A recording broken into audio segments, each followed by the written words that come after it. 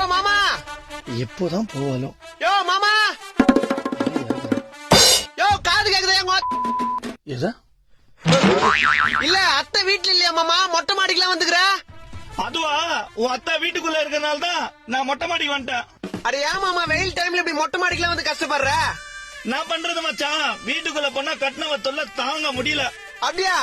நீ ஒன்னு பண்ணு, நான் நாளைல இருந்து அத்தைய நம்ம வீட்டுக்கு அமிச்சிரு. நாது இல்ல மாமா, நாளைக்கு நானும் அப்பாவும் வெளியூருக்கு வேலைக்கு போறோம். அம்மாக்கு பேச்சு துணைக்கு இல்லையான்னு சொன்னேன். ஒரு நிமிஷம் மூச்சா நில போச்சுடா டேய். ஐயோ அப்படியா? ஆம்புலன்ஸ் கட்சி போன் பண்ணிட்டா? கொழுப்பு தாண்டா உனக்கு. ஆமா மாமா, நிறைய பேர் சொல்லிட்டாங்க ஜிம்முக்கு போனோம். ஆமா, உச்சி வெயில்ல நீ என்ன பண்ற மாடியில? உச்சி வெயில்ல குச்சி ஐஸ் வேணும்னு அம்மா கிட்ட கேட்டேன். அம்மா காசு இல்லன்னு கால்ல இருக்கிற செருப்பை கட்டி காது மேல வச்சாங்க. அப்ப காஸ்டியூம் எடுத்துட்டு மாடிக்கு வந்தவன் தான்.